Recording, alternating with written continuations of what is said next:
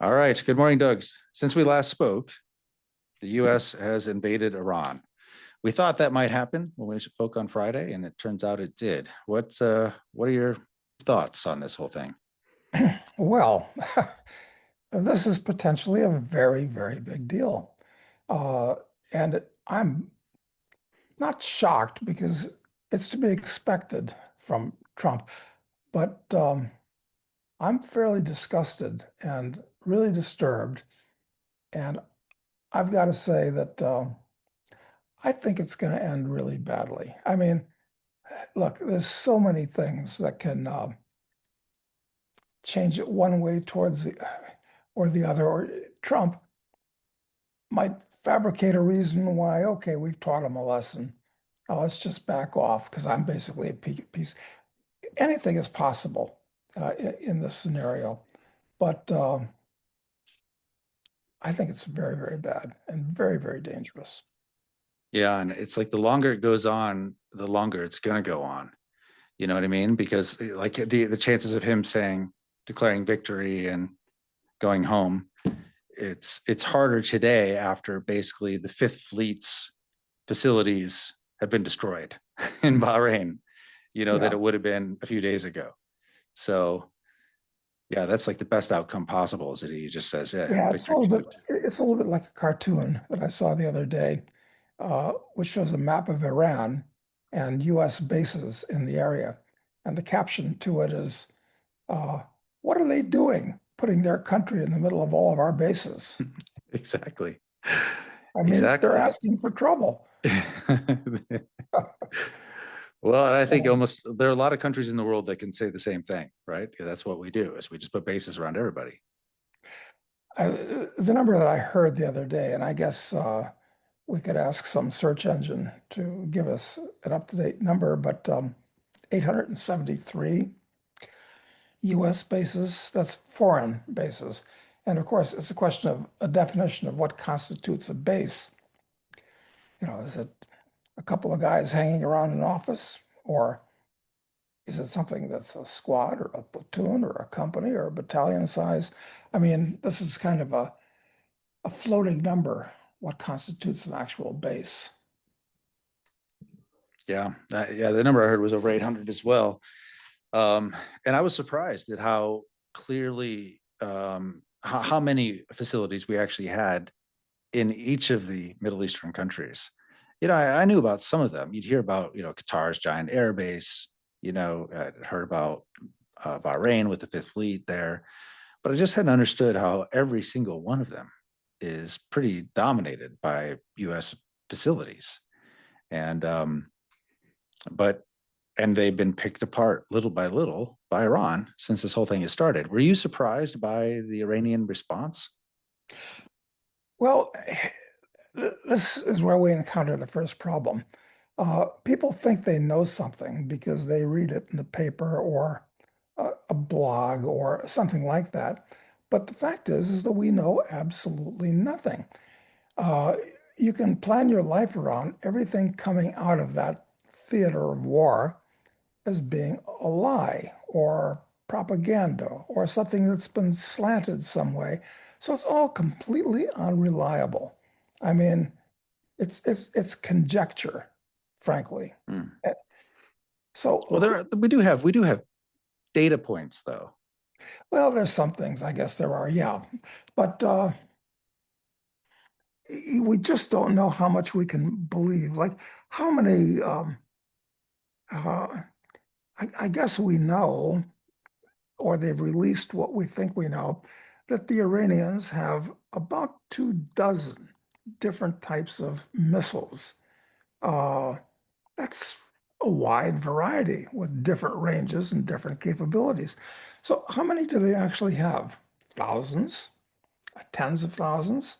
How many drones do they have of what capability? We're not talking about the ones you buy in a hobby shop, but deadly Yeah, drones. So, it's said tens of thousands there, but you're right. I mean, especially when it comes down to these inventories, we don't know because, and even there's all this talk about the U.S. running out of inventory of interceptors and things like that, and even those numbers, I don't know. I mean, I would think that I wouldn't be surprised if the military guys sandbag the number all the time to get bigger budgets. And actually there's stockpiles everywhere of this stuff, actually. So that's, you know what I mean? So I don't even know if I don't believe our own numbers. So No. let alone the Iranian numbers.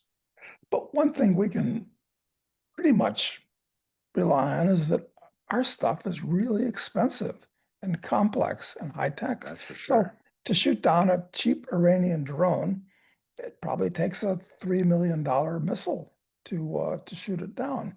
So war boils down to economics. So how many $3 million missiles can we manufacture and afford to shoot down cheap drones?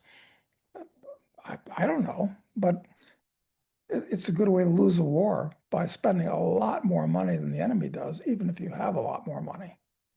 Right. And then so you have the economic side of it. And then there's you know, the war objectives. And we've heard a whole bunch of different rationale, I guess, for why the US is engaged in this entire thing. Um, did any of them make any sense to you? I mean, we have like we can't they have they developed a very sophisticated ballistics missile umbrella that allows their nuclear program to be developed. It was their nuclear program directly that was a problem. It was that the Israelis were going to attack, and if we didn't, if and so we had to participate in that attack, or else we'd have to just accept the response from the Iranians. So there's a whole bunch of different excuses for, or rationale, I should say, for why we're even involved. Are there others that you've heard, and do any of them make any sense? Well, a lot of people say, these people have declared themselves as being our enemy since the revolution in 1979, which is a long time ago already. They've been calling for death to America and so forth. But when you look at this objectively, there's a lot of reasons why they have to be really pissed off at the American government, not the American people, but the American government. I mean, from overthrowing that regime of Mossadegh in 1953 for the oil to installing the Shah and then keeping the Shah there, uh, who was a very mixed bag. I mean, look, he's like Donald Trump. There's things that you've got to like about the Shah and things that you have to despise about the Shah. But wait a minute, this is academic. It's none of our business. It's a country on the other side of the world. So, we can wish them well, but they can do what they want to do. And if they don't get along well with their neighbors, that's none of our business. We can wish them both well, including Israel. But the U.S. has turned itself into Israel's bitch, where we give them, this is what's acknowledged in the numbers, $4 billion a year. Why are we giving Israel $4 billion a year for, is that military aid or economic aid? Oh, and Egypt gets an identical amount to make sure it remains Israel's BFF. I mean, who cares? I mean, look, Israel, Israel was a bad idea. I understand the Jews think they own it and all this type of thing, and the Bible and all this. I don't buy any of that stuff, quite frankly. What about the people that were there before the Jews came in and killed every man, woman, child, and animal, as the Bible says? I mean, how far back do you want to trace the chain of title? And where is the chain of title exactly? I mean, I don't see any documents. I mean, who has title to this little farm? And this is all ridiculous. This is worse than trying to figure out who's right and who's wrong in a battle between the Hatfields and the McCoys. I don't know who is right between the Hatfields and the McCoys. I don't think anybody knows. And the same is true with the Israelis. Hey, and I understand why the Jews, who are very cliquish and hang together, which is one of the reasons why people have a problem with them. People have a problem with any group that hangs together at the expense of other groups. I mean, it's why people are suspicious of Mormons, for instance. They do the same thing. It's why people among other reasons, are suspicious of gypsies. They do the same thing. It's why people are suspicious of any national group, which is a minority where it gets inserted. So hey, it's not, not my problem. We all have enough individual problems in our life.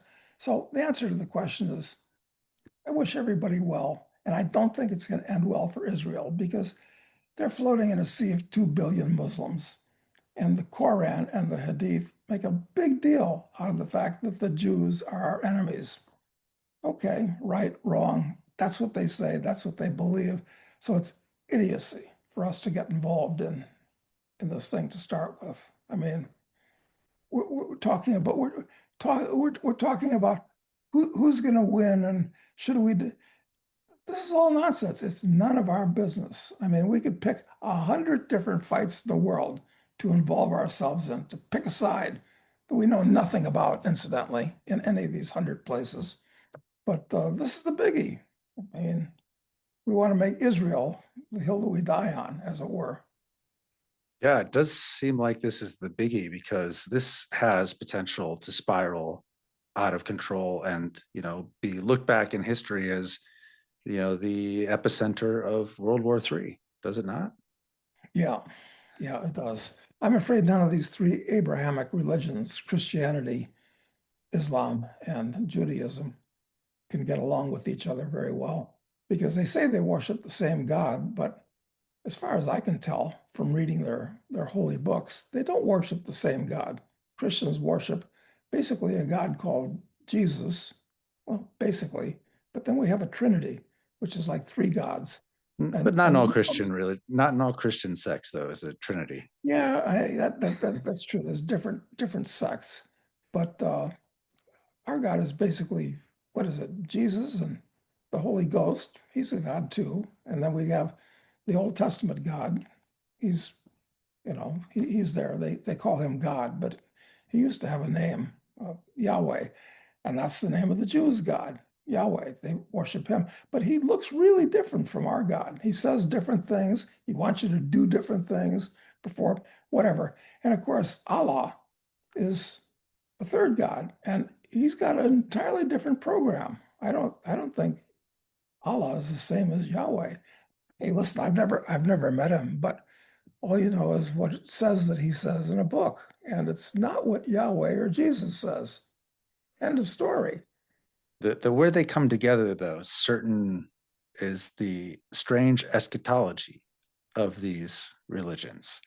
And it seems they're like certain parties of these religions are all slamming their foot on the gas pedal, trying to drive us to Armageddon, with their own ends in mind, whether that there was some commander apparently widely circulated among U.S. troops said that Trump was anointed by Jesus essentially to bring about the second coming, and what they're doing, it's all part of that plan. And certainly a lot of the, like the Huckabees of the world, certainly support that ideal and believe that's where we're going. And then that there's certain sects or groups within Israel that are just waiting for their time to destroy the mosque. I'm sure it'll be hit in this process, and raise the third temple. I mean, they got the red heifers. They did a practice of, Yeah, I mean, it's been done. Like they're pushing hard for end times. yeah. Everybody wants, it seems that they want to immanentize the eschaton, as it were, and get it over with. Tired of living this valley of tears and so forth. So, yeah, there's a good chance that somebody's going to push the button. And what you mentioned about the influence of Messianic Christianity in the military, that's especially true in the U.S. Air Force. The Air Force Academy is located in Colorado Springs, and Colorado Springs is as close as we can come to the Vatican of fundamental religiosity in the U.S. A lot So, of mega churches down there. yeah, yeah. So the Air Force guys are swimming in a pool of that stuff, and it's not far from what is that? What is that mount underneath the it's buried for Yeah, it's where NORAD NORAD. is based. Yeah, what is that called? Anyway, it's all there in the Colorado mountains. Right. So, So, sorry, go ahead. no, I was going to say, I promise you, the average guy in Aspen is totally oblivious of all this stuff that's going on, not so far down the road. I think a lot of people are oblivious to what's happening right now, actually, but certainly those in Aspen even more in a bubble and more removed. But I think I asked if you were surprised by the response, and you're right. We don't really know exactly what's going on, but I will say online, for the first 48 hours specifically from when this started, there was a lot of boots on the ground information shared, videos shared. So and there's some where that were AI fakes, and they were the most extreme ones where they'd show like the USS Lincoln on fire and stuff like that, but it was pretty obvious. um, but there was surprising information there, and it was shocking to me watching as the Iranians started responding and going immediately after the other Arab countries, and going after specifically military targets there. But then that transition into, you see all of a sudden that they're hitting hotels in Dubai.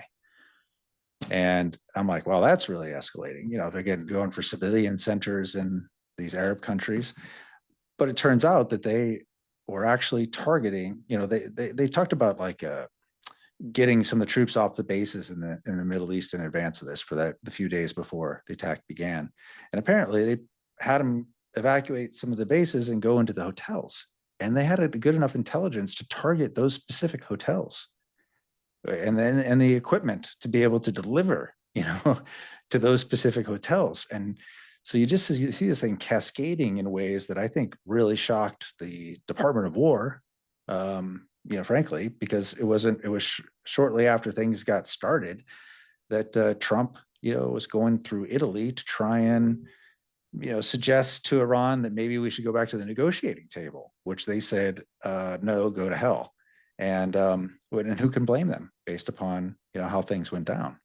So Well, I don't. I no, you can't blame them because I thought we were in active negotiations with Kushner and who's the other guy?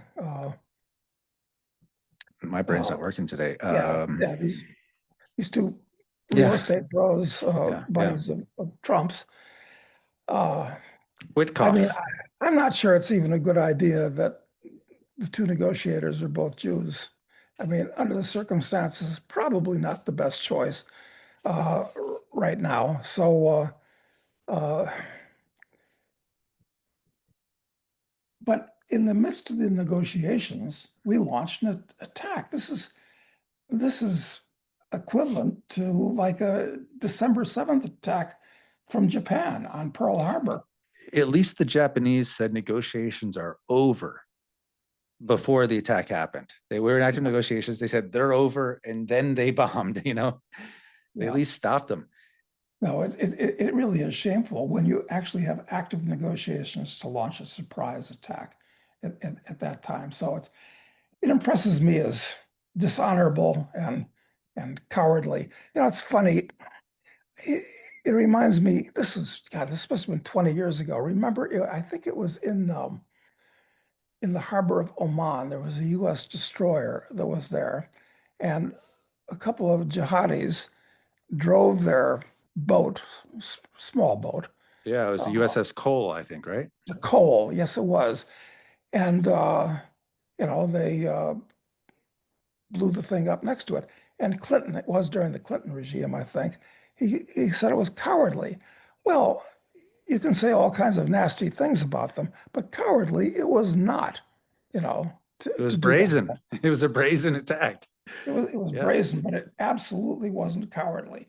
So this shows how these people shape words to influence Bubis Americanas to show that we're always the good guys. We're always right. We're brave and heroic and so forth. But frankly, listen. I think Trump is going off the deep end. I really do. I mean, it's well known. I mean, anybody can see that he's a dyed-in-the-wool narcissist. He's a megalomaniac who shamefully has said numerous times that he wants the Nobel Prize. I don't want the no. It's just a prize that's given by a half a dozen arbitrary Scandinavians. I don't give a damn. I mean, it's crazy, but he thinks it's a big deal. He wants it. He's a narcissist. He's a megalomaniac. Uh, he's turning into a, he's always been free and easy with the truth, but now he's turning into an enthusiastic liar. Uh, Listen, there are things that I like about Trump. I don't suffer from TDS, but he's out of control. And I will wager that he's not going to serve out his term for any of a number of reasons at this point. He's just going too far. You can't start a war because you think it's a good idea. This is this is fucking crazy. It's crazy, and what you've done is what he's done is he's opened Pandora's box, and you literally can't predict what will happen next. No. You have a nation of people whose back is against the wall, and they the prospect of being turned into a Syria or something like that is essentially what's the future, is a possibility for them. They, no matter what you think of it, their spiritual leader was killed in his home, right in the immediate start of the attack. He might not mean anything to you, but he might mean something to them, not to maybe all of them, but some of them a lot, and they killed him. Right. A lot of people love the Pope, and Muslims take their religion much more seriously than, let's say, Roman Catholics do, I can tell you. So if you kill the Pope, I mean, that's asking for trouble. Same thing here. Same thing. And so like that Pandora's box has been opened. And the other thing that's been done, like whether you have to look at this the way that the rest of the world might see it, part of it, and that is the strategy of negotiation and attack, because this is a pattern. It happened with Hamas. They were negotiating with Hamas, and the negotiators were attacked and assassinated during the negotiation. It happened with Iran last June. They're in the middle of negotiations and they're attacked, and many of them assassinated in the process. So there's even when it makes you relook at that situation with Putin, where Trump was connecting with him, and then his home was attacked with drones at that same time. No. Who in the world, anywhere, whatever country, China, Russia, whoever, can negotiate anything with Trump? No, he's too unreliable. He's too tricky. He's too schizophrenic. You really can't. You really shouldn't. And the Iranians feel like they've been unjustly punished at this point. Now, I'm not saying that the Ayatollah or anybody, Putin, I mean, listen, I don't think any of them are good guys, but all we hear is propaganda from our side. And anybody that gets into politics is not, by definition, a good guy. They're people that want to boss around other people and don't mind killing people just because they're in a position to do so. So a pox on both their houses, but they're making it our business, making us pay for it, making us responsible for it. Going to certainly affect the standard of living of people everywhere, because this choke point that everyone talks about, Strait of Hormuz, we always think of it in terms of gas and oil, and it is incredibly significant to those markets. And so you've seen like big price increases already in Europe for gas.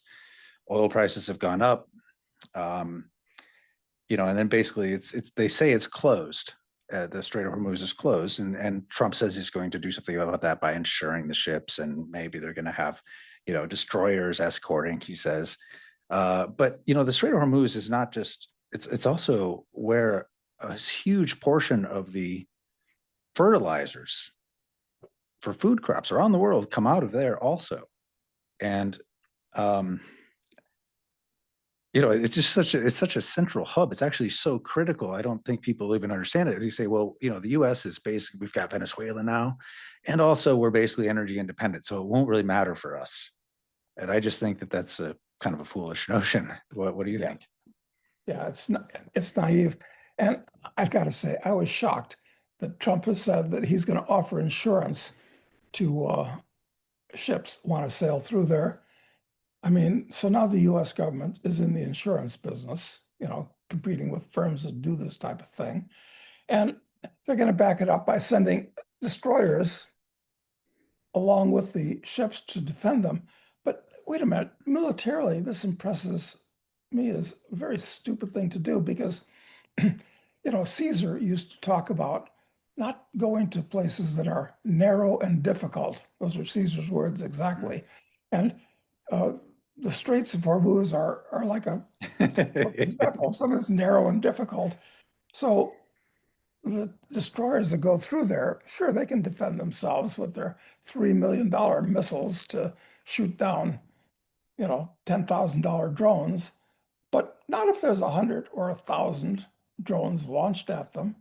So this is like asking for some U.S. naval vessels act as future scuba diving points in the Strait. Yeah, yeah, you're right. And and we failed at with the in the Red Sea against the Houthis to be able to protect that shipping route. I would think that the Iranians are much more sophisticated than the Houthis are when it comes to having this stuff.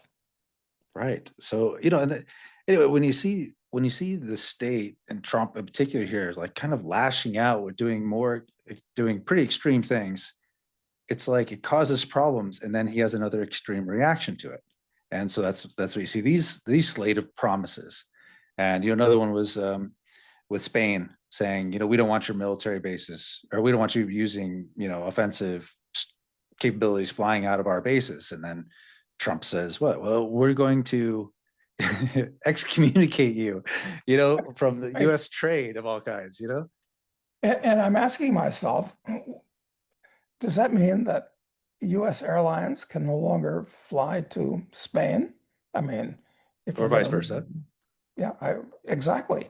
I mean, how far does he want to take this? And it's all arbitrary, just by the seat of his pants.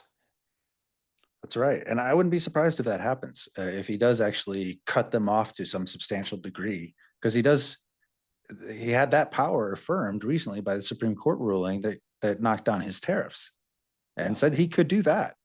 So yeah, it's getting out of hand. Some interesting things that happen. Everything is about data and AI and data centers now. And I don't know if you saw, but there were some AWS data centers that were targeted by the Iranians.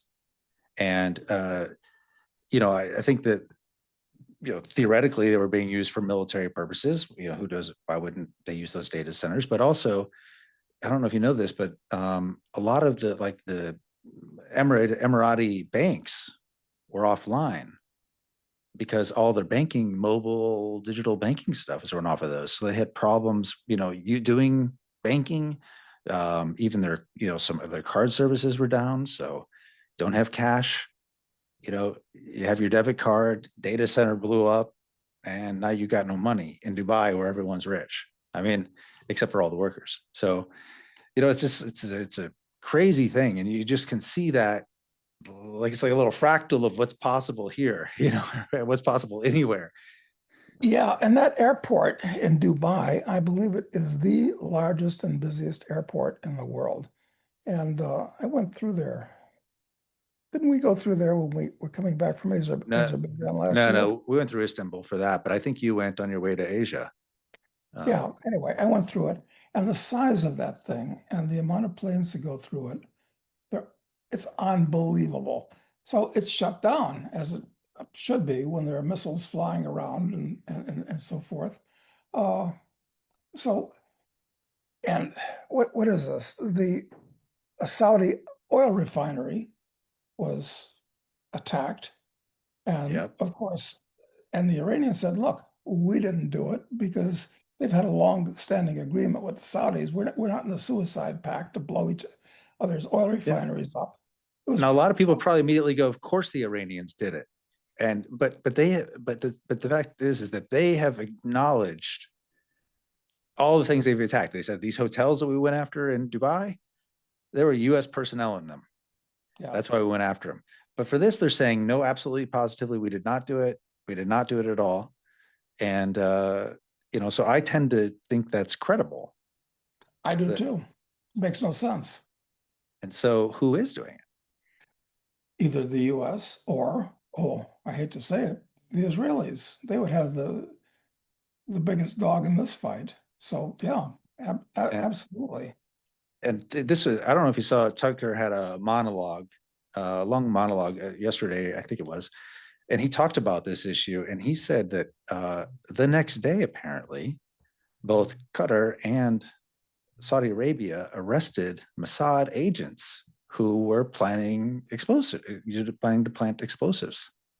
So like it's like they definitely want a regional war. It's not just about going after Iran.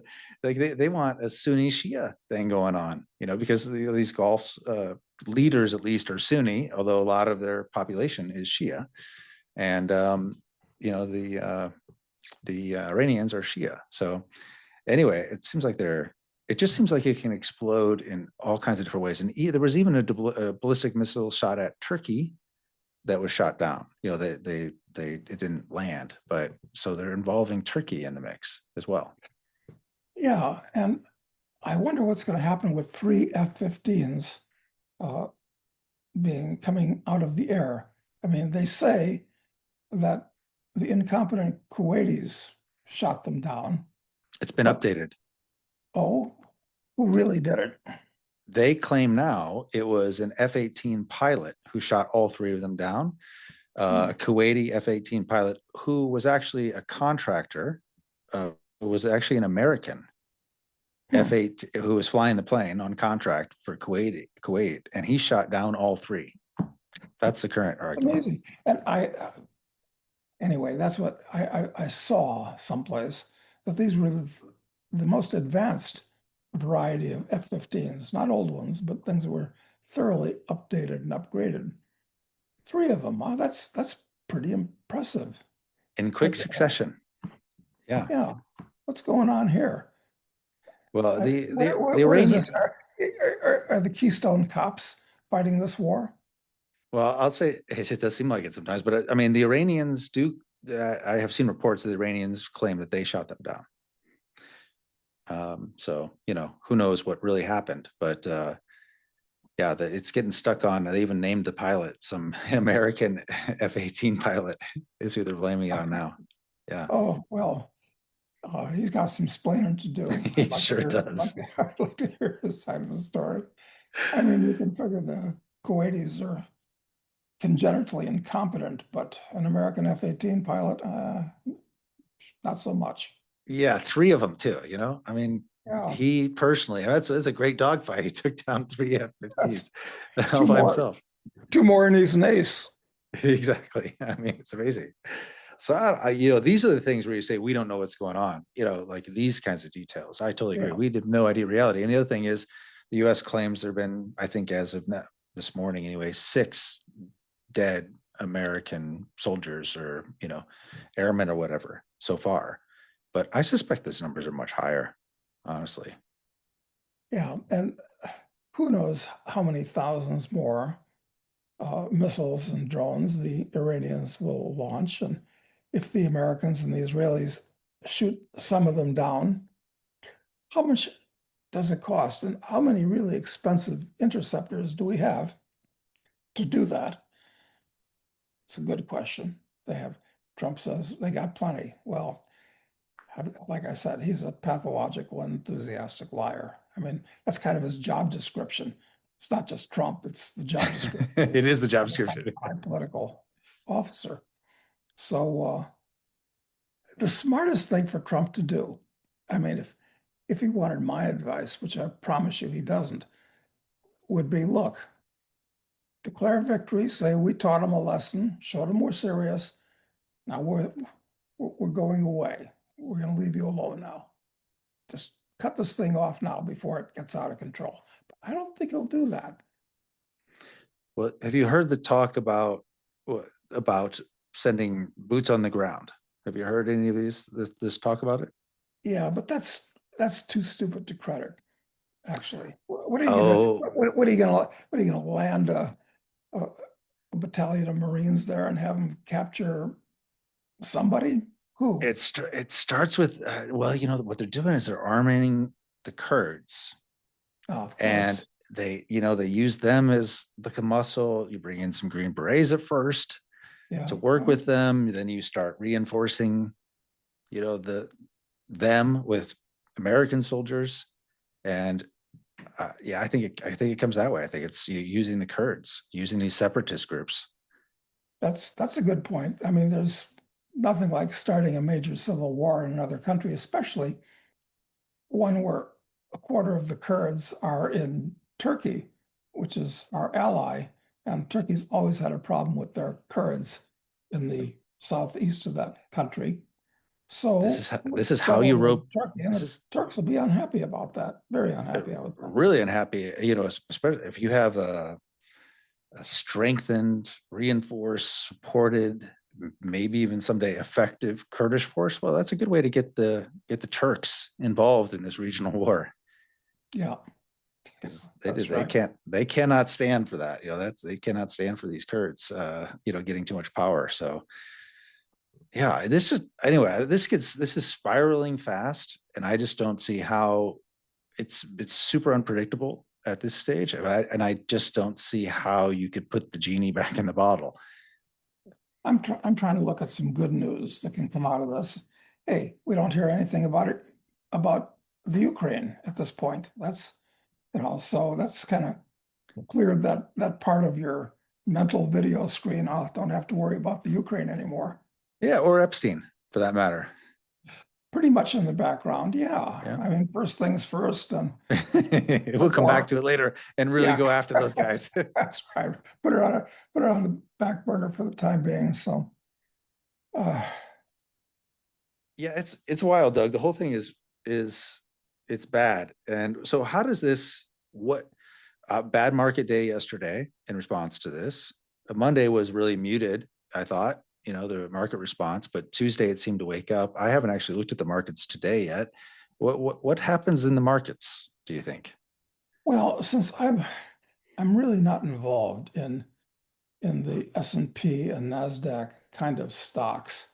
I mean, what's interesting that Hydrograph stock that we recommended a year ago and you and I both own has gone about 8 to 1 since we recommended it way back then. Hit a new high yesterday. I don't know how it's doing It's up today. 8% today. And by the way, Jeez. the S&P is flat.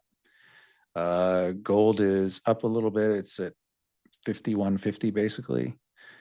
Um, Well, I'm glad. I hope Hydrograph is off and running because our friend Kevin Brambaugh, who is probably the largest shareholder of it and a big supporter of it, talked to us for an hour the other day. Are we still going to have Kevin on? yeah, we'll have to have him on. Definitely. We need to have him Have on to have him because on to explain why this company is off and running the way it is. So anyway, it's been good news for us. And also, it, listen, I just monitor my portfolio, which is pretty much the crisis investing portfolio.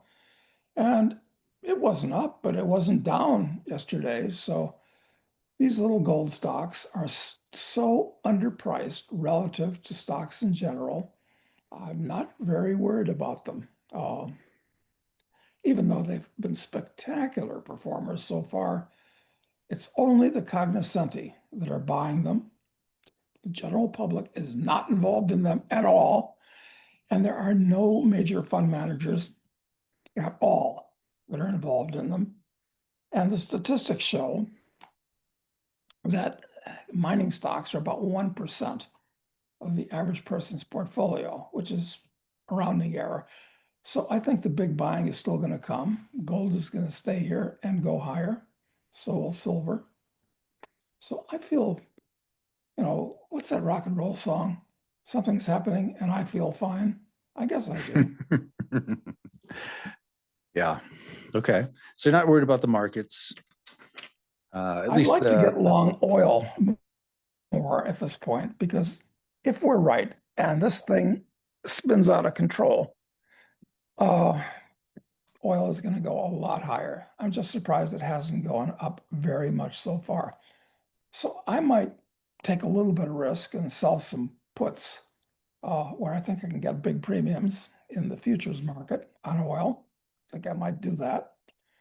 Um, and I wouldn't mind with new capital finding good oil stocks that are not involved in the Middle East.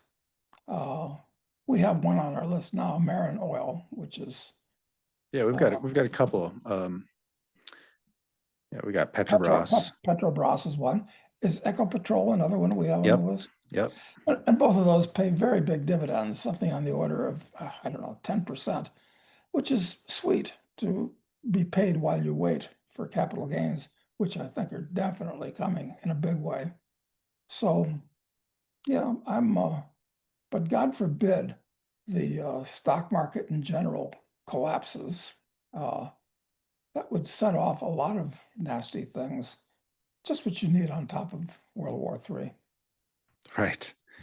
Yeah. And if you want to know more about the crisis investing portfolio, just you got to subscribe at crisisinvesting.com. You can see exactly what Doug is buying or owns.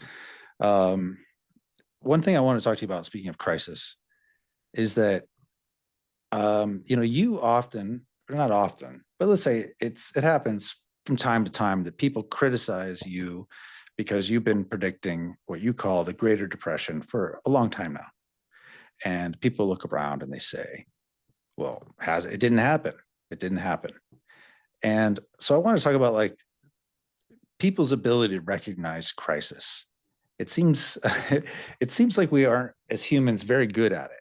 I remember the when the Mexican government with the US government a couple of weeks ago, killed the leader of a cartel, and then the cartel had a day of rage, essentially going around setting things on fire, stealing people's cars, that kind of thing. Um, I remember seeing a video of a guy who's on the beach in Mexico, and you could see in the field of view of the camera that there's like plume of smoke down the beach, one way from him, another one up the beach from him. And he's just walking around, big beer belly, with a can of beer in his hand, just totally oblivious to what's happening around him. And I'm like, you know, maybe it won't make any difference if you do anything, but like you're not even aware that something might need to be done. There might be a problem around you. And I feel like that's a lot of people's disposition. They say, well, it's not the Greater Yeah. Depression, and yet like the dollar has lost half its purchasing power since 2020. Like that Well, sounds like a crisis. yeah, that's right. It's a little bit like when a tsunami comes in.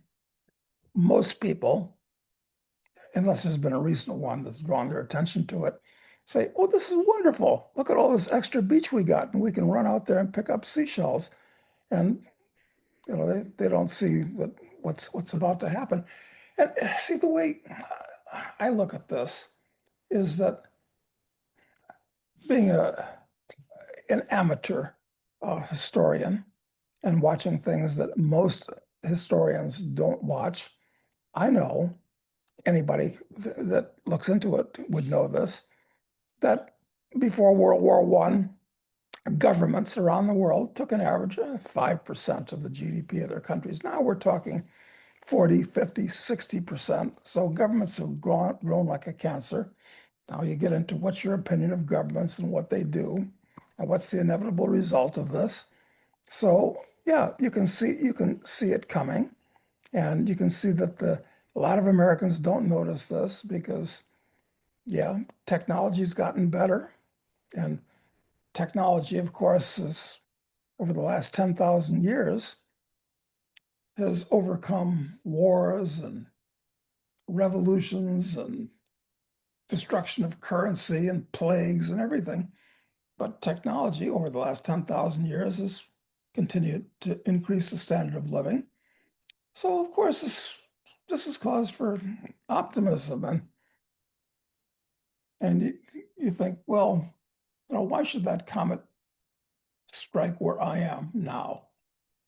Well, I don't know. Listen, yeah, I'm just giving a theoretical view and trying to, Well, I yeah, think I thought the Greater Depression, was going to be with us for decades. And in lots of ways, the standard of living of the average guy has fallen, just maintained by borrowing more money. Anyway, and that feels like a depression to me when I see, people having, it's something like 56% of people tapped their 401ks recently. Now, like you don't do that if there's not a problem, if there's not a crisis, you know, because there are severe tax penalties for doing that, are there not? right? But if you can't meet your mortgage payment, you can't, fund your car payment, that's what you do. So Yeah. like that, like there are so all these signs of crisis around us.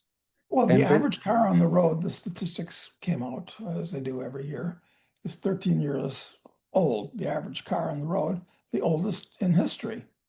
And if you want to replace your 13-year-old car, it'll cost you as much as a house used to cost a couple generations ago. exactly. And so, it's like during it's almost to see for people to see a crisis, they have to have a shared experience, with their community. All their friends got to. It's like, we had to watch a plane crash into the South Tower or something together in order for us to understand it's a crisis.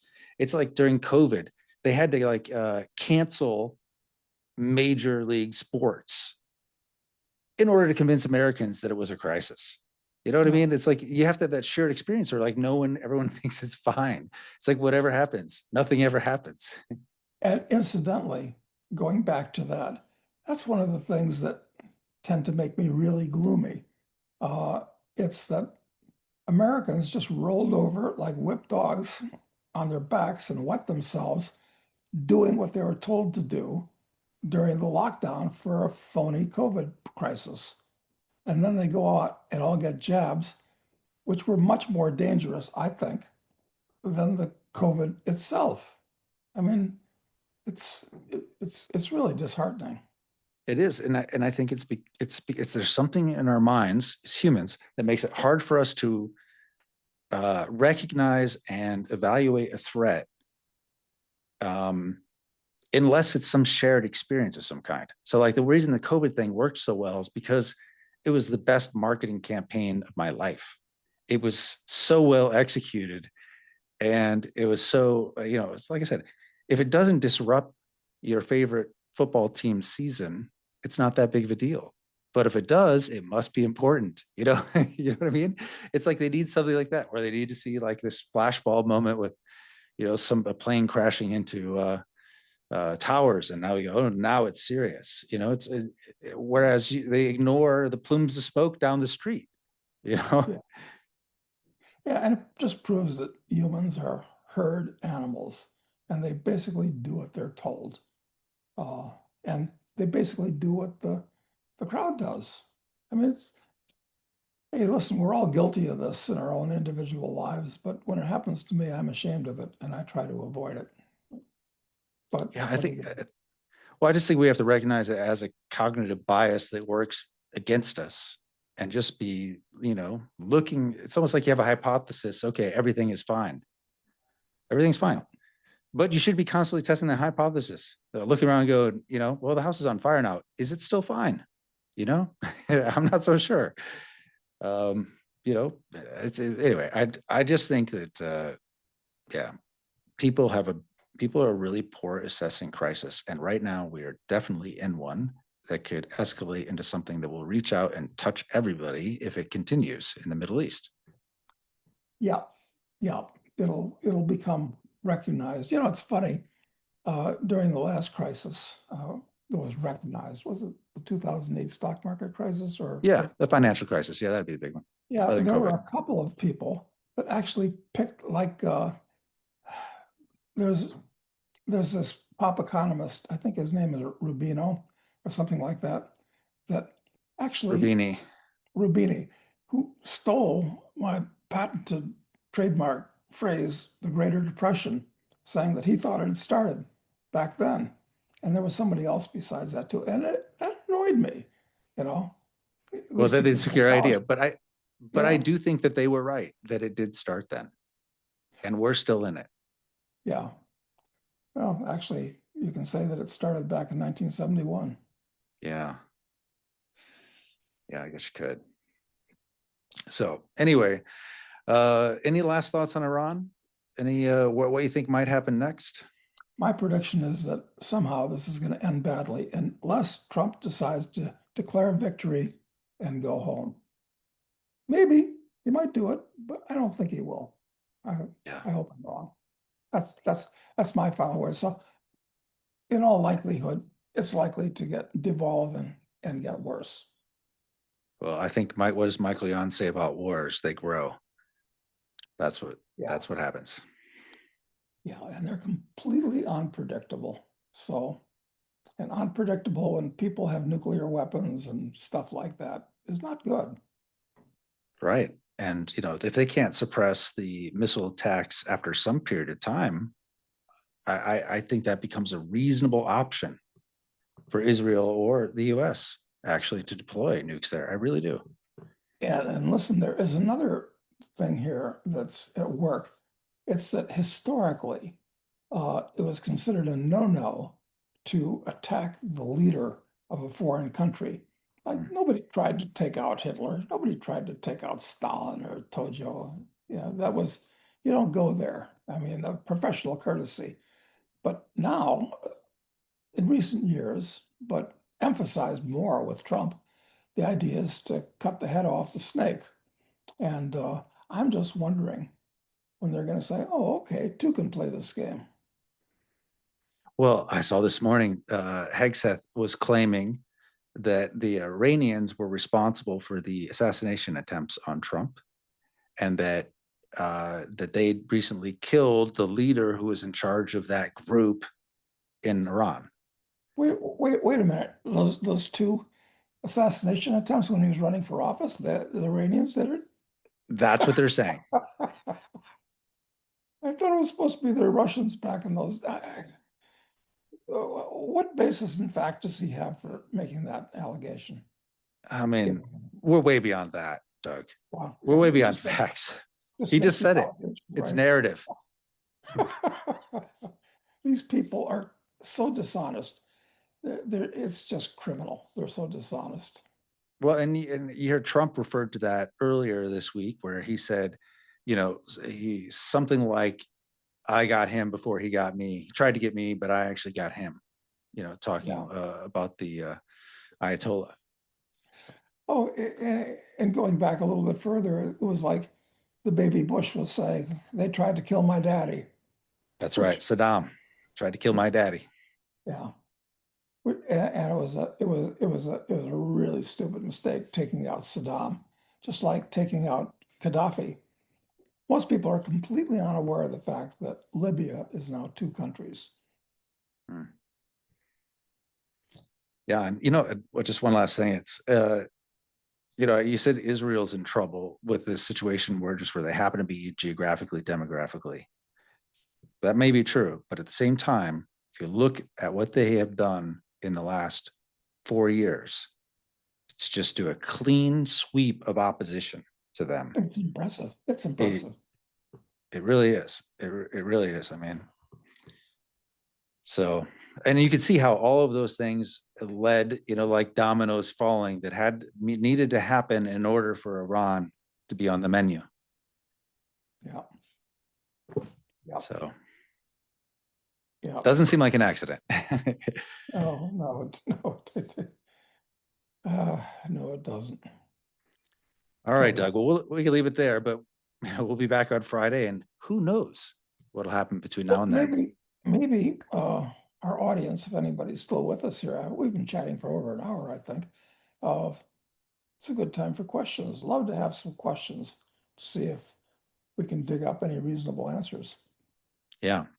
Yeah, we prioritize questions from subscribers. So if you want to make sure your question gets asked, you can ask it through File our membership group, or if you're a subscriber on Substack, through that chat there, our group chat. Ask those questions there, and then I'll make sure they get asked. You can leave them in the comments too. We get to those if we don't have enough other questions, but we prioritize our subscribers. So yeah, questions are good. We enjoy them. And anything can happen in between now and Friday. Anything. I agree. All right. Well, let's see what happens, Doug, and I'll talk to you on Friday. Okay, thanks, Matt. Thanks.